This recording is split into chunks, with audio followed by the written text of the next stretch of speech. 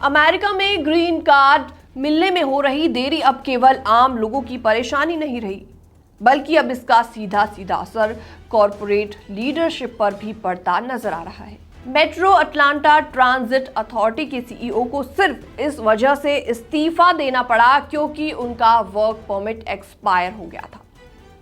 जी हाँ, डिटेल में सब कुछ बताते हैं स्टोरी के बारे में। नमस्कार, मैं हूं आपके साथ प्रेरणा कौशिक और आप देख रहे हैं एनबीटी इंटरनेशनल।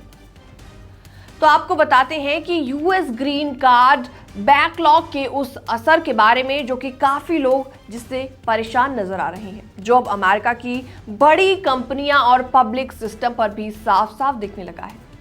तो एक खबर है कोली ग्रीनवुड की, जो अमेरिका के अटलांटा शहर की पब्लिक ट्रांसपोर्ट एजेंसी मार्टा के सीईओ थे। जी हाँ, 17 जुलाई 2025 को उन्होंने अचानक इस्तीफा दे दिया और इसकी वजह थी उनका वर्क परमिट एक्सपायर हो जाना। ग्रीनवुड, जो कनाडा के नागरिक हैं, अमेरिका में पिछले कई सालों से लीगली रह रहे थे और ग्रीन कार्ड के प्रोसेस का इंतजार कर रहे थे।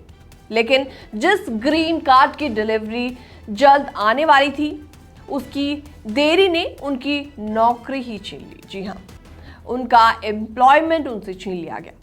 उनका एम्प्लॉयमेंट ऑथराइजेशन डॉक्यूमेंट, जिसे ईएडीबी कहा जाता है, 18 जून यानी उस दिन के बाद से वो अमेरिका में कानूनी रूप से काम नहीं कर सकते थे और इसी वजह से उन्हें अर्ली रिटायरमेंट भी लेना पड़ा। अब जरा सोचिए कि एक ऐसा इंसान जिसने अमेरिका के एक बड़े पब्लिक ट्रांजिट सिस्टम को संभाला, जो जनवरी 2022 से सीईओ की भूमिका में था, जिसने मार्टा की फाइनेंशियल हालत को स्टेबलाइज किया, अब उस इंसान को केवल डॉक्यूमेंट की देरी की वजह से अपनी कुर्सी छोड़नी पड़ी, अपना पद छोड़ना पड़ा। मार्टा ने अपने बयान में कहा कि ग्रीनवुड अब भी अमेरिका में एक वैध कैनेडियन वीजा पर रह रहे हैं और उनका ग्रीन कार्ड एमिनेंट यानी कि जल्द ही आने भी वाला है। लेकिन जब तक कार्ड हाथ में ना हो तब तक नौकरी करना इलीगल माना जाएगा।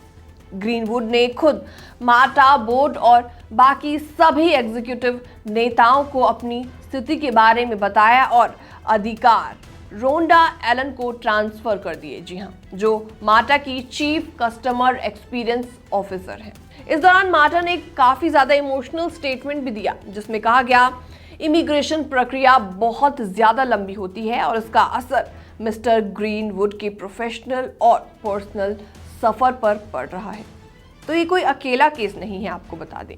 अभी अमेरिका में ग्रीन कार्ड बैकलॉग इतना ज्यादा बढ़ चुका है कि बहुत से सीनियर प्रोफेशनल्स, जिनका दशकों से अमेरिका में लीगल स्टेटस रहा है, उन्हें भी अब दिक्कतों का सामना करना पड़ रहा है।